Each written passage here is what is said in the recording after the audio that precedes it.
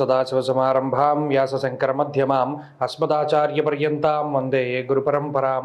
జ్యోతిషశాస్త్రాన్ని భావితరాల వారికి ప్రసాదించిన ఋషుల యొక్క పాదపద్మాలకి నమస్కారం చేసుకుంటూ, అలాగే నాకు జ్యోతిష విద్యను నేర్పిన గురువర్యులు జ్యోతిష బ్రహ్మ కీర్తిశేషులు శ్రీ ఏరంకి సూర్యనారాయణమూర్తి గారు, సూర్యశ్రీ దైవజ్ఞ గారి యొక్క పాదపద్మాలకి నమస్కారం చేసుకుంటూ, ఓం శ్రీ మహాగణాధిపతి నమః, శ్రీ గురుభ్యో నమః, హరి ఓం.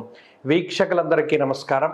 కన్యా రాశి వారికి ఈ వారం చాలా యోగ్యమైనటువంటి గ్రహగతులు కనిపిస్తూ ఉన్నాయి. ముఖ్యంగా పంచమ స్థానమందు బుధగ్రహం, శుక్రగ్రహం యోగిస్తూ ఉండగా, చంద్రుడు, శనేశ్వరుడు, రవిగ్రహాలు షష్ఠ స్థానమందు అనుకూలిస్తూ ఉన్నటువంటి పరిస్థితుల్లో 5 గ్రహాల తాలూకు శుభ ఫలితాలు వస్తూ ఉన్నాయి. అయితే ఈ స్థితిగతుల వల్ల ఆలోచనాత్మకమైనటువంటి శక్తి పెరుగుతూ ఉంటుంది. ఎటువంటి ఆలోచనలు వస్తే జీవితంలో పైకెదుగుతారో, ఏ విధమైనటువంటి కార్యాచరణ క్రమశిక్షణ ద్వారా జీవితంలో అన్ని సాధించగలుగుతారో అటువంటి ఆలోచనలు, అటువంటి కార్యదక్షత కూడా ఈ కన్యా రాశి వారిలో పెరుగుతూ ఉంటుంది. కాబట్టి ఈ కాలంలో తీసుకునేటువంటి నిర్ణయాలు ఇవన్నీ కూడా మంచి ఫలితాలను ఇవ్వడానికి, అలాగే ఇప్పుడు పొందేటువంటి ప్రతి కష్టానికి కూడా తగినటువంటి ప్రతిఫలం భవిష్యత్తులో ఖచ్చితంగా కనబడుతూ ఉంటుంది.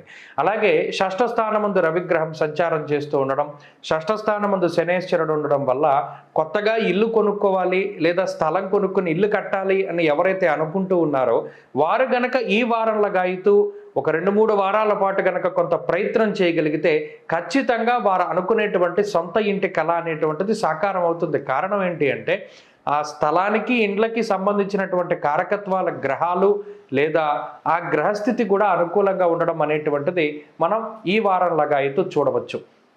అలాగే రుణబాధలు తగ్గించుకోవడానికి, శత్రుబాధలు తగ్గించుకోవడానికి, అనారోగ్య సమస్యలు తగ్గించుకోవడానికి మీరు చేసేటువంటి ప్రయత్నాలన్నీ కూడా సత్ఫలితాన్ని ఇస్తాయి.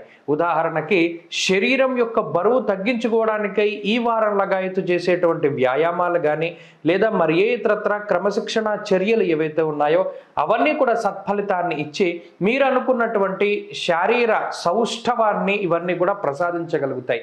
అలాగే కుటుంబ పరిస్థితులు చాలా అనుకూలంగా ఉన్నాయి. కుటుంబ సభ్యులు మీకు అనుకూలంగా మాట్లాడతారు.